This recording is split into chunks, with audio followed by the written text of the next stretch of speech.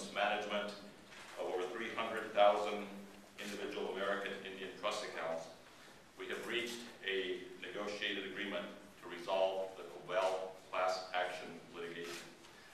But in a larger sense, we are here today to right a past wrong, to forge a solution to an ongoing and worsening problem, and to lay out a path for the responsible management of Indian trust assets in the 21st century.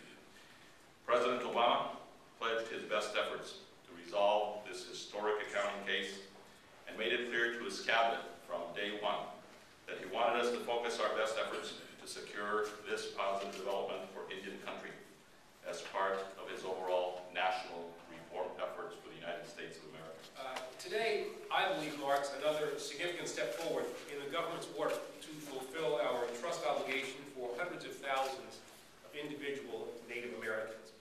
Cobell versus Salazar was one of the largest class actions ever brought against the United States government. What began in 1996 has seen 7 full trials constituting 192 trial days, has resulted in 22 published judicial decisions, has been up to the Court of Appeals 10 times, and has been the subject of intense and sometimes difficult litigation. But today, we turn the page.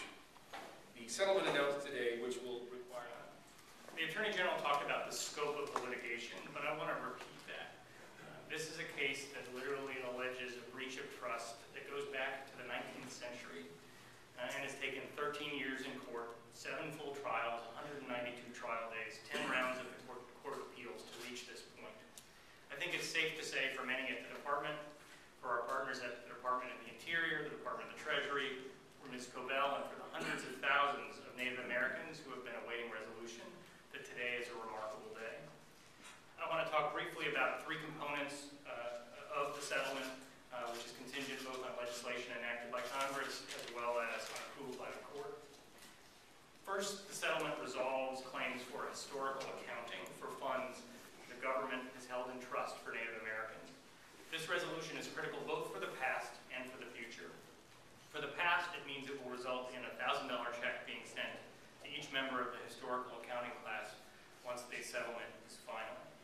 It's important for the future because it allows the government and each holder of an individual Indian money account to have certainty about the amount that is in that account, something that has been in doubt since this litigation began. Second, the settlement essentially resolves the next lawsuit, a lawsuit that wouldn't challenge how much money was in the account, but whether there should be a different amount in the account had the government over the years managed differently hundreds of thousands of acres of land and millions of dollars that it holds in trust for individual Native Americans. Under the settlement, if approved, the plaintiffs will amend their complaint to add these claims, and those claims will be resolved. Plaintiffs in this class, the trust administration class, will receive significant payments based on a formula to be approved by the court. And finally, as has been said, this settlement provides a framework for the Department of the Interior to move forward. The trust system has become increasingly complex over the years with the problem of fractionated interests. Some parcels of land divided among hundreds of owners can be economically useless, and some parcels cost literally more to administer on an annual basis than they may be worth. If approved by Congress and the court, the settlement will provide $2 billion for the Department of the Interior to begin purchasing back those interests in highly fractionated pieces of land, and ultimately to transfer those interests pursuant to the rules already established by Congress to tribes for their economic. When we filed this case in 1996, I thought it would be 2 to 3 years of litigation. I believed all we had to do was expose the lack of accounting, the government, and everyone would come to an agreement over the issues, and we would settle this case.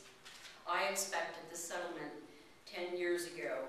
Instead, it turned into a battle for 14 years.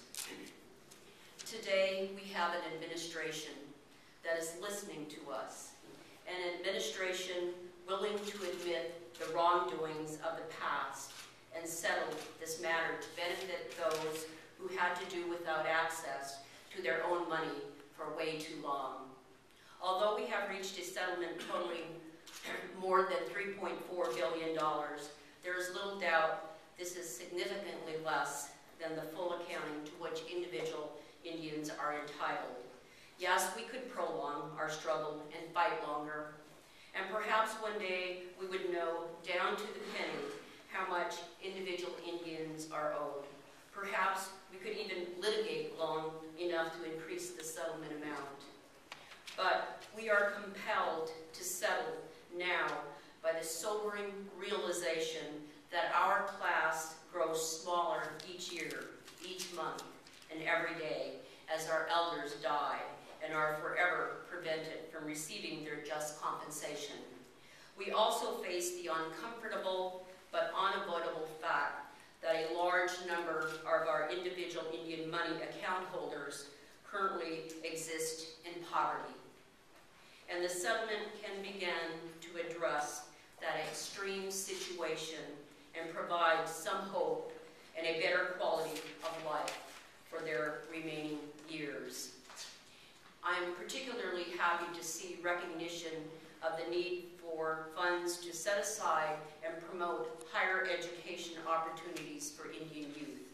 When Indian parents and grandparents talk to me about this suit, they always speak of how they will use the money they receive to improve their children and their grandchildren's lives.